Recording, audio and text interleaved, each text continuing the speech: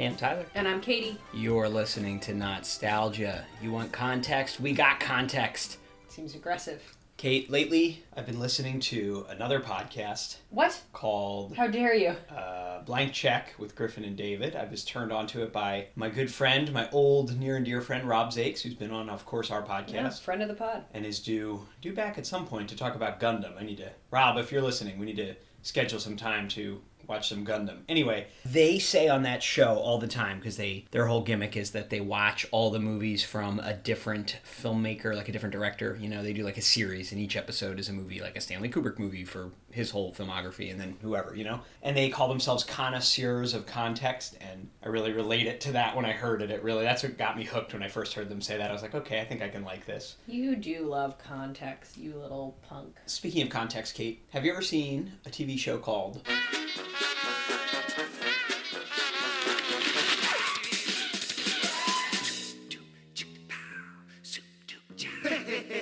ToonHeads? I have not, surely. ToonHeads. This show is all about context. It's the thing that made me obsessed, I think, with old cartoons and their context. This is your villain origin story? Yes, 100%. Wow. And it's something I hadn't thought about in a long time. And then when I did and started looking it up to get ready for this podcast recording here, I was like, oh my God, this really explains a lot about me and my life. So, Kate, as you know well, Cartoon Network was launched on October 1st, 1992. It was created by media mogul Ted Turner because in the 80s he realized he owned a lot of the television rights to some old theatrical cartoons, including some Tom and Jerry's from MGM, some old Looney Tunes from Warner Brothers, a lot of old Popeyes. So he decided in 1991 to buy Hanna-Barbera to bolster his cartoon library enough to be able to start a 24/7 cable channel that only aired cartoons. You know that, right? You know what's funny? I've heard you say the exact same thing in your sleep. ToonHeads was one of the first shows ever on this new channel, Cartoon Network, and it's barely a show, at least how it started. It's more of a programming block, because the concept is it fits in a half-hour slot. It's a half-hour show, right? They just show 3 of those old cartoons from the big libraries of cartoons that he owned. That's the premise. It's just a way to show old cartoons. Okay. And originally, in its earliest incarnation, they would pretty much just, like, a narrator would say, this is, and they'd say the name of the episode, you know, The Rabbit of Seville. They'd play it, then they'd say the next one, and the next one. Did that man have anything to do with it? What man? Mike Lazo? That's a good question. As head programmer... well, was he the head programmer, or was he just the tape boy at this point? At Cartoon Network, at that time, he would have just been a programmer. It's funny, his name is not... It wasn't in any of the credits I could find, although when we watch the episode, we'll have to watch the credits at the end to see. But I'm glad you asked, because Andy Merrill, who's a close collaborator of Mike Lazo's, is involved. And who says you don't pay attention on this podcast, I'm Kate? so good at paying attention, Tyler. I think you underestimate How me. did you your question was that man involved in this? But yeah, you meant Mike Lazo, yeah. Yeah. No, but Andy Merrill was. And Mike Lazo probably was involved in some way. So it was just 3 old cartoons. They'd say the names of them. But then as time went on, they kind of evolved this concept a little, because it ran for 8 seasons. And by the end, the version I was seeing as a kid, because I didn't have Cartoon Network yet when it first started, and I was 1 when it first started. But 8 years later, I sure did. What it turned into was the narrator would not only tell you the names of the cartoons, but they would explain to you just a little bit. I mean, less than a minute. Okay. It's like the beginning of an episode of Not-Stalgia. Got it. Before each cartoon. They'd explain the context, and the themes of the episodes kind of got better and more interesting. So it would be like, okay. you know, here's 3 cartoons that are travelogues. Here's 3 Bugs Bunny cartoons made before 1942, before they changed his design, or something like that. Or the best version, the version that really stuck with me as a kid and taught me more about cartoons than I probably would have known otherwise as a young boy, would be like, here's 3 Chuck Jones cartoons. Here's 3, Tex Avery cartoons.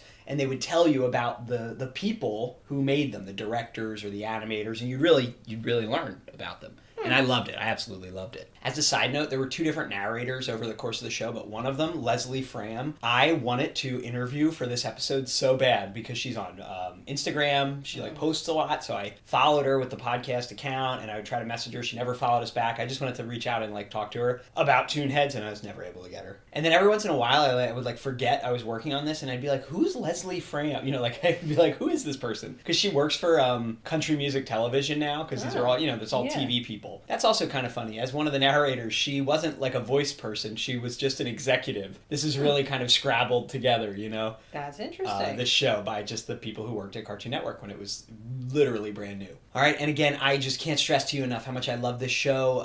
Cartoon Network became available on like my parents' cable package, in like 2000 or 2001. I looked it up to confirm this. I always remembered it airing late, and I'm sometimes like with Nick at Night, I'm like, that was so late, and we found out it was 8 o'clock or something.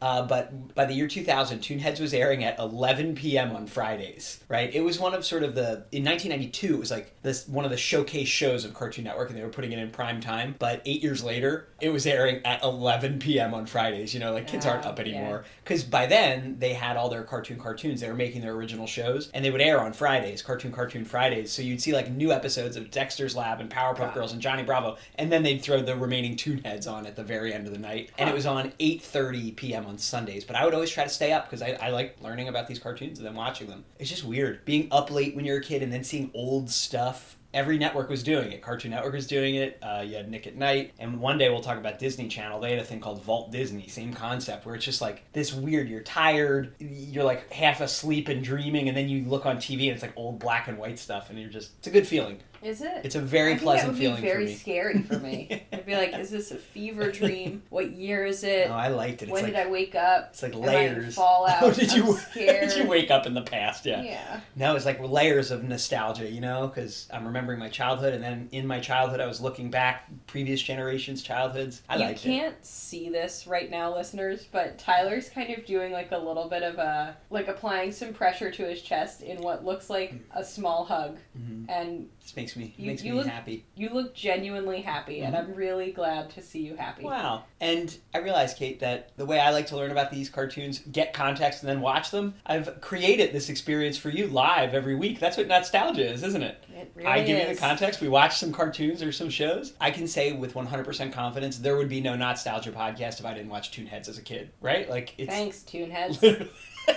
Thanks, Ted Turner. Ted Turner. Ted Turner. ToonHeads aired on Cartoon Network from October 2nd, 1992 to November 23rd, 2003. October 2nd was the second day of Cartoon Network. It launched at night on October 1st with Droopy's Guide to the Cartoon Network. What? It's a future episode. Okay. It's like this 2-hour thing it was the first thing when the network launched. So for a couple days it was just a big countdown if you happened to tune into this brand new channel, and then this Droopy thing came on. Where he basically they hired someone to do the voice of Droopy the dog because they owned the rights to him and his cartoons. And he explained what would be on Cartoon Network for a while and showed some cartoons. That's another day for another episode. So October 2nd, 92 to November 23rd, 2003, ToonHeads. 8 seasons, 102 episodes. There's no credited creator because you'd have to credit the people who made the shorts in the episodes you're watching. You know what I mean? Yeah. But the producers are listed, and the first producer was Andy Merrill from 1992 to 1996, and then George A. Klein from 1998 to 2003. George A. Klein is just like an executive, and he continued to work as a TV executive. But Andy Merrill, he's one of the people who helped Mike Lazo create Space Ghost Coast to Coast and Cartoon Planet, the TBS show that was similar. He was the voice of Brack on Space Ghost. I don't know. Brack? You saw Brack. You call them cultural appropriation, man. You saw him when we did our Space Ghost episode a while back. Brack was in the old Space Ghost, like the 60s one. I don't think we saw Brack on Coast to Coast, which is shocking. That was negligent on my part to not include Brack. I'm gonna Google it. He's really annoying. I want to see what he looks like. Yeah, take a look. And then when they made the Brack Show, which we'll watch in the future, Andy Merrill, who is the voice of Brack, is the creator of the Brack Show. He does voices on Aqua Teen Hunger Force. So he's like a Cartoon Network Adult Swim guy is what he becomes. But he was in charge of this. Oh, you see Brack? Can you describe him? He's like a kitty. Is he a tiger? Oh, maybe you call them cultural appropriation cat. Oh, good for me. Because what were you thinking? Is it like a Rastafarian thing going on? I don't know what we're Where was your head There's at? a lot here. Oh, there's Zorak. Oh, there's Brack with his mom on the Brack Show. What? Tyler, We'll get there. We're sidetracked here, Kate. We are going to watch ToonHeads. Forget about Brack. Season 3, episode 9, which is the 42nd overall episode of the show. Future Shock. These are cartoons. I should just let the narrator do it, but these are cartoons about predictions about the future. Okay. Kind of tongue-in-cheek from like the 40s. This is like my favorite stuff from ToonHeads. I liked these even more than when they'd show like Bugs Bunny and Tom and Jerry. These are just so weird to see like incorrect future predictions. Some of them might not have aged great, we'll see, but I think it's important to see them warts and all. All right. I think there's just going to be a scotch of misogyny in here. Love. Tonight's ToonHeads is entitled Future Shock.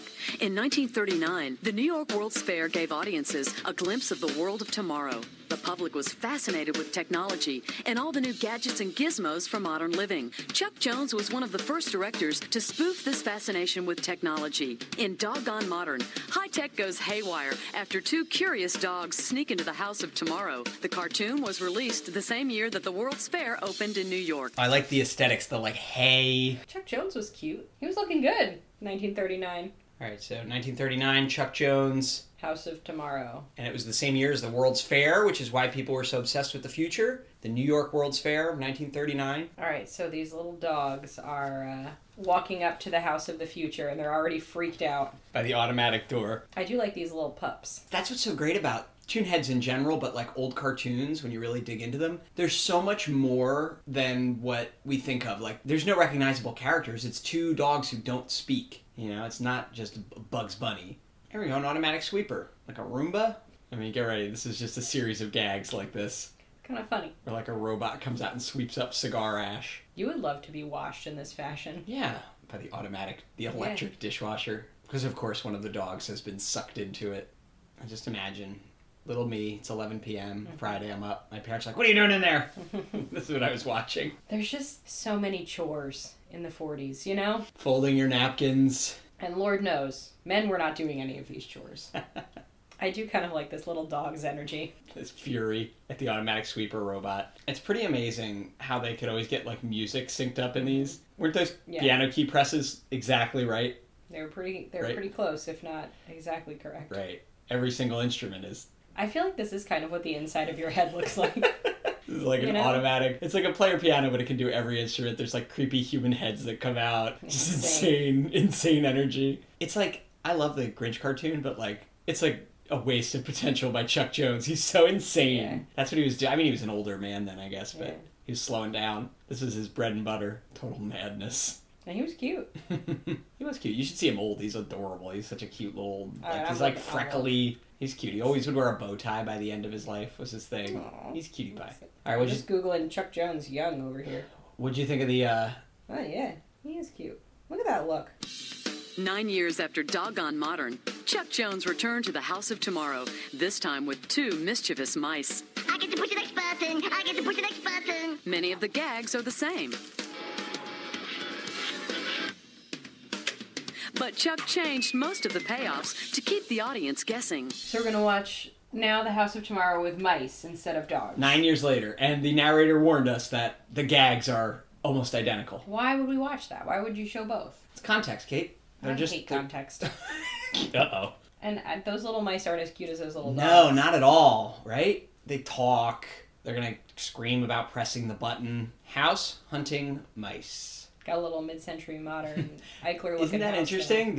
F. Floyd wrong. The designer. That's a good joke. The styles between, what was it, 1939? Was it 1939? And now we're in like 1948. Yeah. The last one was very Art Deco, right? Yeah. And this one's modern. And I don't like that they talk. No. And they have these, take a gander at that voices. Yeah. But that's the point. You get to watch this and think about that. Here we go. The automatic sweeper again. All right, so the automatic sweeper is literally the same gag. Yeah, it's got the thing that smokes the cigar, drops the ash on the ground. Let's see the robot. Is it the same robot, the like headless android thing? Yep. Same design. What's interesting is like the reason that they felt, Chuck Jones and Warner Brothers felt they could get away with recycling this is because 9 years went by. It's something everyone only saw once in a movie theater. Oh, that's true. So you might not even remember. And it's just kind of funny that on ToonHeads now they are like doing the opposite. They're showing you them back to back. There's different. I mean, look, here's a shirt folding machine. We saw a record playing machine that was different. Like there is some new stuff. There's just so much slapping in this one. Yeah, the mice really beat each other. Here's a cheese dispenser. That wasn't in the last one. Yeah, but the dog bone dispenser was. The plot has now taken a bit of a different trajectory. Mm-hmm. The mice are trying to outsmart the machine together. What is the whole idea with spring cleaning? Is it just you're so seasonally depressed to clean in the winter? No, it's just like, I think there's this idea that like this like archaic idea of like, well, you're cleaning every week, but like, are you lifting the refrigerator up as a housewife? But why in the spring? So you can do this stuff, go outside and beat stuff? Yeah, it's like in the winter you're not airing out your rugs, you know, because it's too cold. Oh, look, they do a little trivia over the commercial break. You got to guess? Why, it even has a separate entrance for each member of the family. For Fido, For Junior. For the Missus. She just loves sweets. For Dad. And an entrance for the mother-in-law. Tex Avery, not cute. All right, so this is Tex Avery's House of Tomorrow from MGM. Okay. Tex Avery, as you said, not as much of a snack as... Oh, not as cute as Chuck Jones. Chuck Jones, super cute, got a great name. Tex Avery seems like he would bother you at a bar and then complain that nice guys get all nice guys. You're basing this on that one picture of him. It's his eyes. Damn. I feel like you like this with the old-timey narrator, I was don't you? just going to say, this is the one I liked the most. This is the one that I remembered seeing as a kid, and that's why I picked this Future Shock episode to show you today. I love the narration. Now, I'm worried about some gender stereotypes in this one. Yeah, maybe. We'll see. Oh. We got a mother-in-law joke. We got And a joke we had about a woman who loves sweets, so she's got a big butt. However, did you see Dad's entrance to the house for his toxic masculinity? Saloon. A saloon door? And then the mother-in-law entrance that just says scram. Locked shut. Here's a tax fraud joke. Oh, look. There's a machine that can beat your child for you so you don't have to. Oh, an electric chair for your mother-in-law to execute her? Really great. See? Tex Avery. Kind of weird. You were right. They won't stop with the mother-in-law stuff. It really won't. And as two people who really enjoy their mother-in-laws, you know, I it's agree. just not landing for me. No. Look, a couple of these gags have made you laugh. That's true. Radish burping. There's so many of them, and they're so fast that, you know, if some of them don't land, or if some of them are anti-mother-in-law, or if they want to end on this joke again. Mm-hmm. If they want to show you the live-action footage of the, I don't even know what to say about her. Just a girl in a bikini. A 1940s bikini. That girl doesn't look super happy to be there either. No, Tex Avery probably tricked her. Yeah. So, how was that one? It was fine. Made me laugh a little. You didn't like when they wanted to give the mother-in-law poison? No. It's a shame because that those medicine cabinets were funny. The Junior's medicine cabinet, that was just a huge bottle of castor oil. That was the only thing, and it was a pretty good joke. I imagine for that time.